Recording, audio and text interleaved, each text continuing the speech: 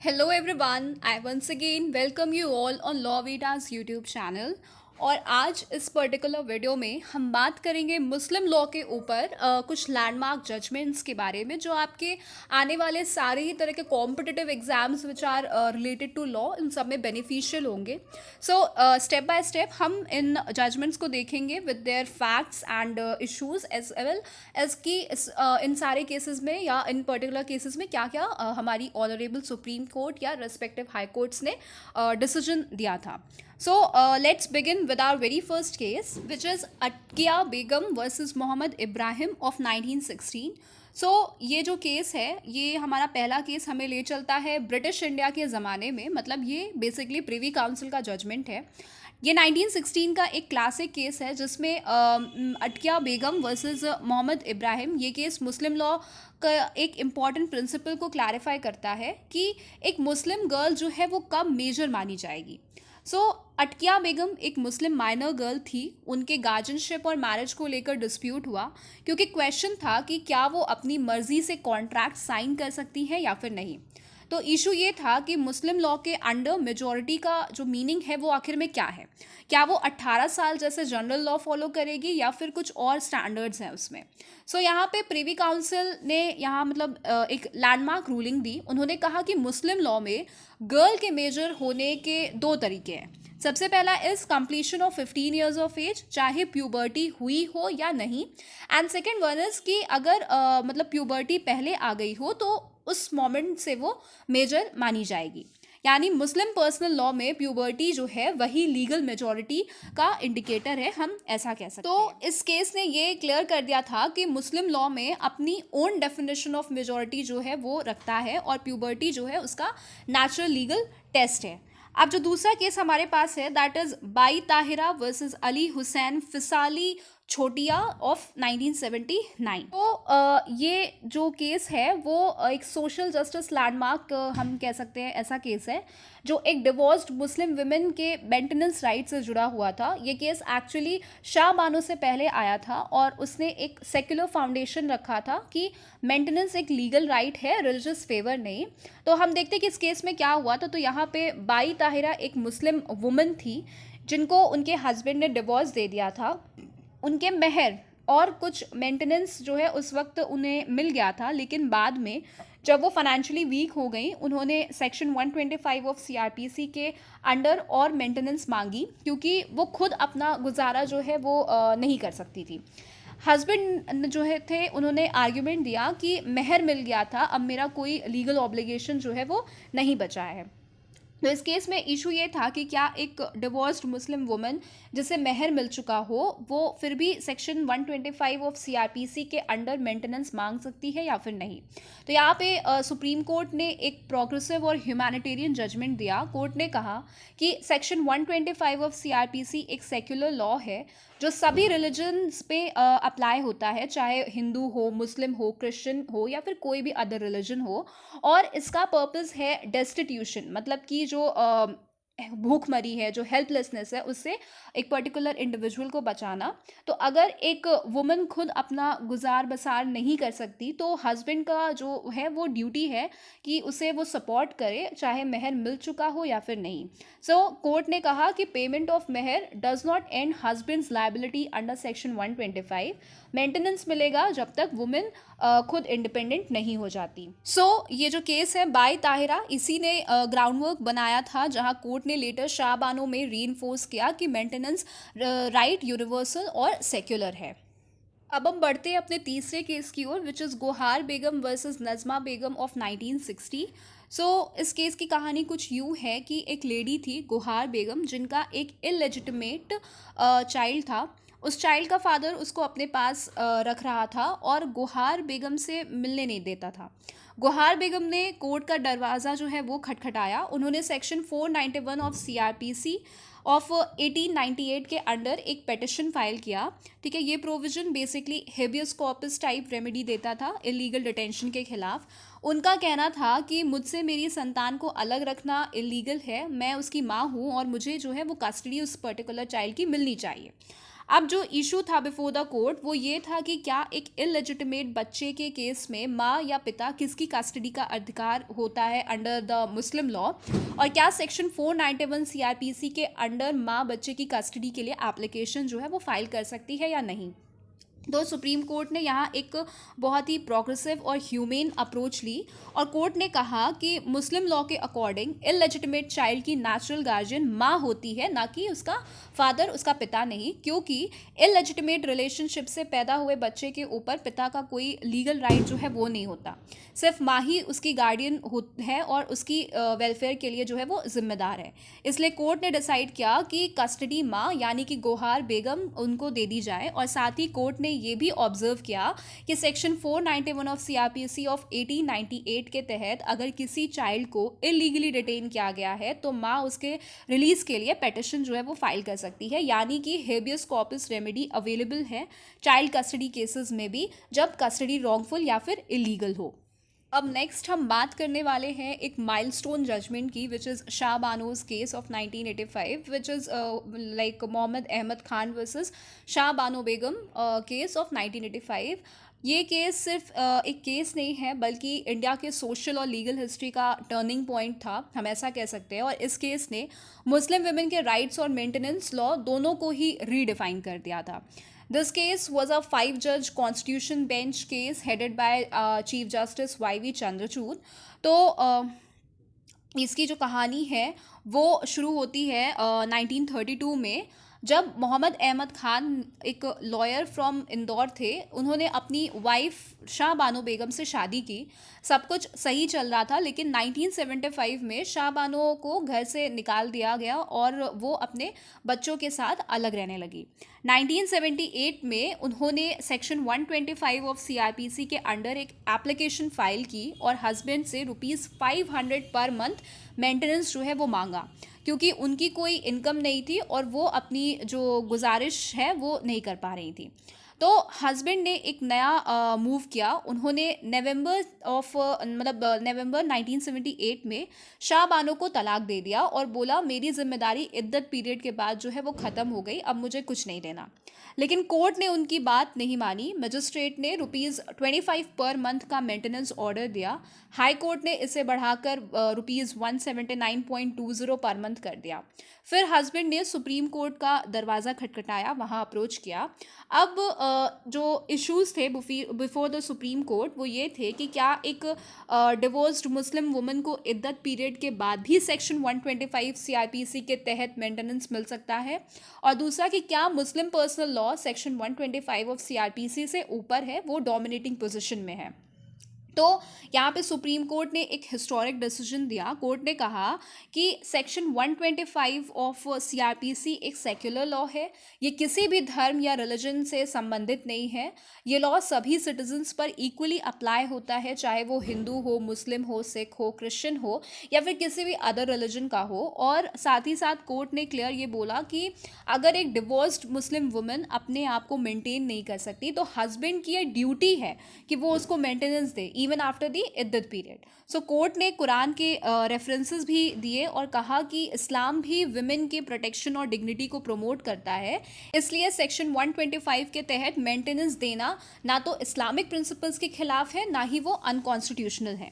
सो ये जजमेंट एक social revolution जो है हम वो कह सकते हैं कि लेकर आया, और कोर्ट ने कहा कि लॉ का पर्पस सिर्फ रिलीजियस कंप्लायंस नहीं है बल्कि इंसानियत और जस्टिस जो है वो दो। So students, Shah Bano case जो था 1985 का, उसके बाद जो हमारी जो पूरी कंट्री है, पूरा देश एक हीटेड डिबेट में चला गया था कि एक तरफ ये था कि वुमेन्स राइट्स और दूसरा तरफ ये था कि रिलीजियस सेंटिमेंट। और इसी बैकड्रॉप में आया Daniel Latifi versus Union of India of 2001, जो एक तरह से शाह बानो जजमेंट का कॉन्टिन्यूएशन था।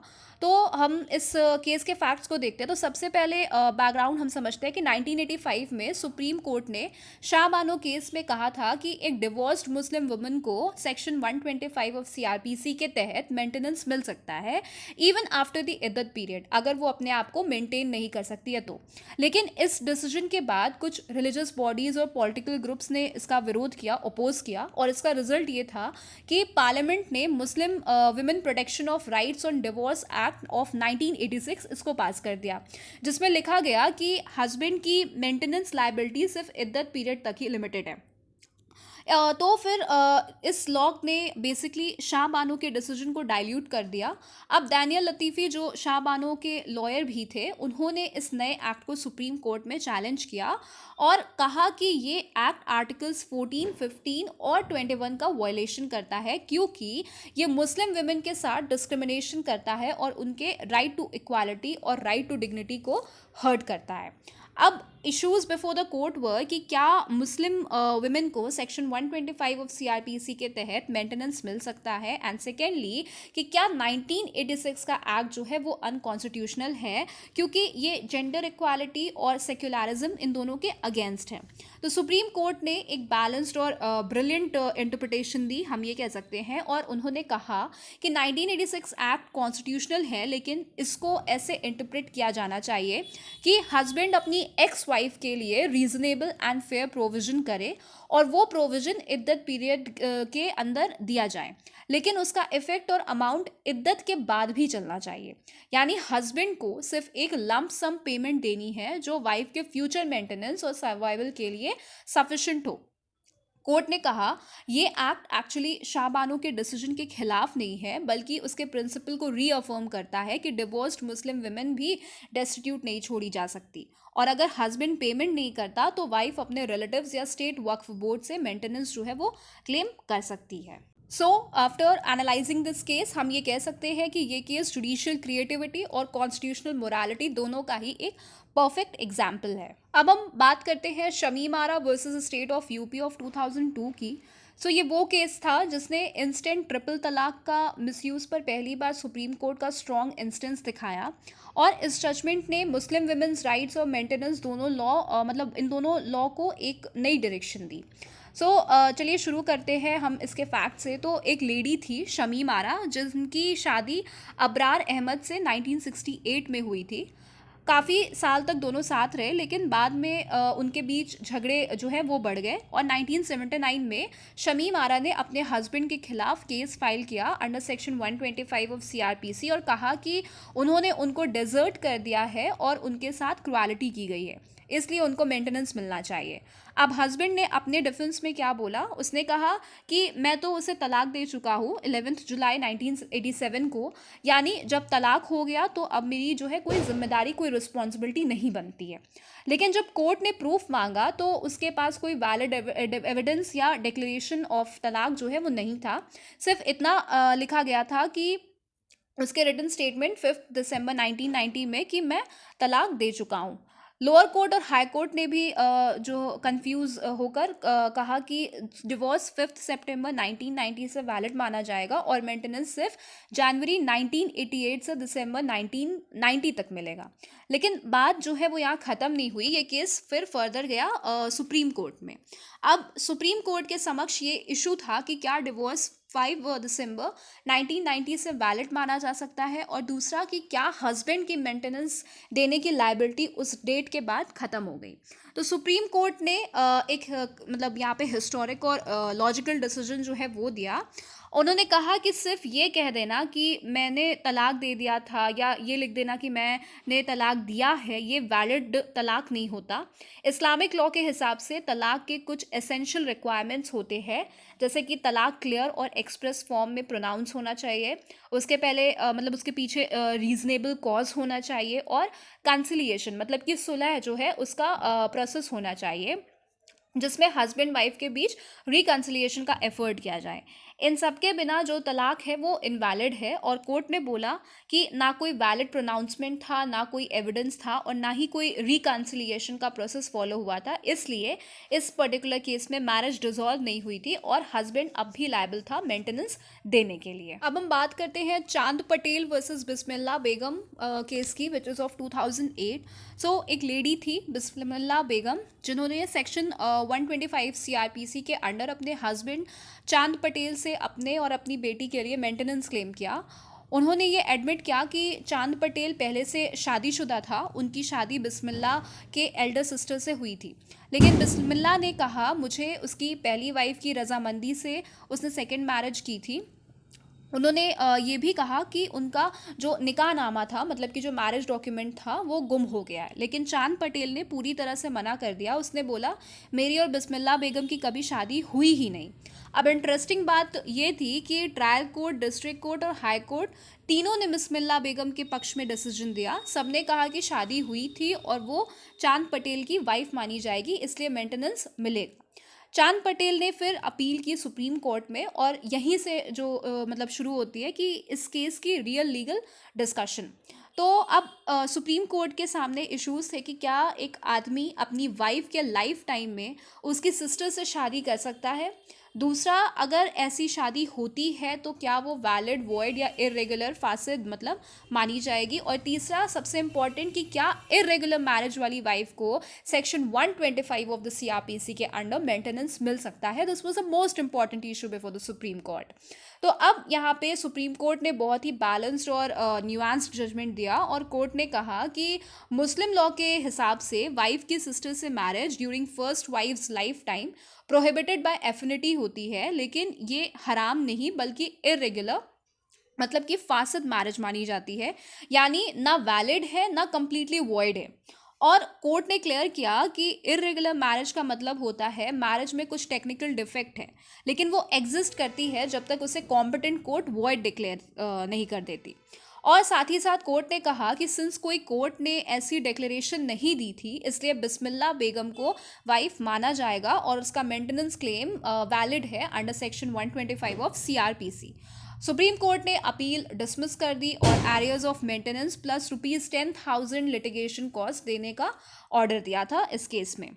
सो जो की पॉइंट है इस केस का वो ये है कि जो इरेगुलर मैरिजेस हैं मुस्लिम लॉ के अंडर में, वहाँ पे भी मेंटेनेंस राइट्स मतलब एग्जिस्ट करते हैं जब तक अनलेस एंड अनटिल उन्हें वॉइड डिक्लेयर ना कर दिया जाए by some competent court. At last हम बात करेंगे Shayara Bano versus Union of India and others के केस की ऑफ 2017, जो कि एक बहुत ही लैंडमार्क केस है जो आप सबको भी पता ही होगा, जिसे हम ट्रिपल तलाक जजमेंट या केस के नाम से भी जानते हैं।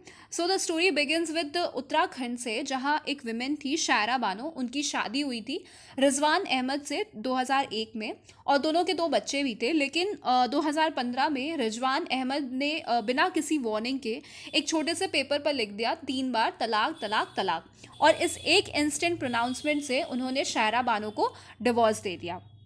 अब ये था तलाक़ बिद्दत यानी इंस्टेंट ट्रिपल तलाक, जिसमें हस्बैंड एक बार में 3 बार तलाक वर्ड जो है वो बोलकर या फिर लिखकर शादी तोड़ देता है। इस प्रैक्टिस से शायरा बानो की ज़िंदगी जो है वो बिल्कुल बदल गई। उन्होंने कहा ये अनफेयर है, ये आर्बिट्ररी है और ये मेरे फंडामेंटल राइट्स का वायलेशन है।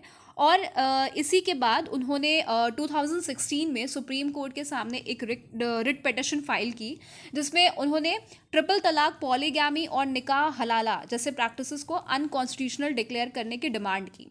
अब इश्यूज बिफोर द कोर्ट वर कि क्या तलाक बिद्दत दैट इज इंस्टेंट ट्रिपल तलाक आर्टिकल्स 14, 15 और 21 का वायलेशन करता है, और क्या ये प्रैक्टिस आर्टिकल 25 के तहत फ्रीडम ऑफ रिलीजन के प्रोटेक्शन में आता है। एंड लास्टली कि क्या Muslim personal law Sharia application act of 1937 को आर्टिकल 13 क्लॉज 1 के अंडर टेस्ट किया जा सकता है या नहीं। सो इस केस का जो जजमेंट है वो हमारी सुप्रीम कोर्ट ने 5 जजेस कॉन्स्टिट्यूशन बेंच बैठाई, और उसके थ्रू जजमेंट 3:2 मेजॉरिटी से दिया गया, जिसमें जो मेजॉरिटी ओपिनियन वाले थे उनका नाम है honourable justice Nariman, honourable justice Lalit and honourable justice Kurian Joseph. उन्होंने कहा कि ट्रिपल तलाक अनकॉन्स्टिट्यूशनल है, ये आर्बिट्ररी और डिस्क्रिमिनेटरी है, इसलिए article 14 that is equality before law का वॉयलेशन करता है, और ये प्रैक्टिस कुरान से सपोर्टेड नहीं है, इसलिए इसे एसेंशियल रिलीजियस प्रैक्टिस नहीं माना जा सकता अंडर आर्टिकल 25। जो मुस्लिम पर्सनल लॉ शरिया एक्ट है ऑफ 1937 वो ट्रिपल तलाक को इनडायरेक्टली रिकॉग्नाइज करता है, वो एक्सटेंड तक वॉइड होगा under article 13 clause 1। Justice Kurian Joseph ने एक बहुत ही मेमोरेबल लाइन भी कही। उन्होंने कहा कि what is bad in the Quran can not be good in sharia, what is bad in theology is bad in law.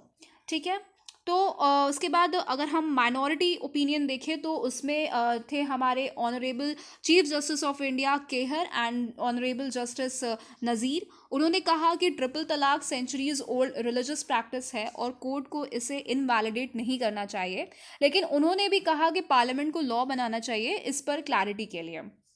सो ये केस एक हिस्टोरिक विक्ट्री था for Muslim women's rights in India. कोर्ट ने यहाँ क्लियरली कहा कि religion के नाम पर डिस्क्रिमिनेशन जो है वो अलाउड नहीं है, और ये केस, ये जजमेंट एक टर्निंग पॉइंट बना जहाँ से पर्सनल लॉ और कॉन्स्टिट्यूशनल मोरालिटी के बीच बैलेंस जो है वो इस्टेब्लिश हुआ। और इसी केस के बाद गवर्नमेंट ने 2019 में एक लॉ पास किया जिसमें ट्रिपल तलाक को क्रिमिनल ऑफेंस डिक्लेयर कर दिया गया, punishable with up to 3 years of imprisonment. So with this we end our video for today, our lecture for today, and I hope कि आपको ये सारे ही जजमेंट्स अच्छे से क्रिस्टल क्लियर हुए होंगे with along with the facts, issues and the held part of that judgement. So मिलते हैं किसी अगले वीडियो में, किसी और टॉपिक के ऊपर बात करेंगे। अगर आपको ये वीडियो पसंद आई हो तो आप इसे ज़रूर लाइक करें, शेयर करें, और हमारा जो चैनल है लॉ वीटा का उसको सब्सक्राइब करें। मिलते हैं अगली वीडियो में। Till then, bye bye and thank you.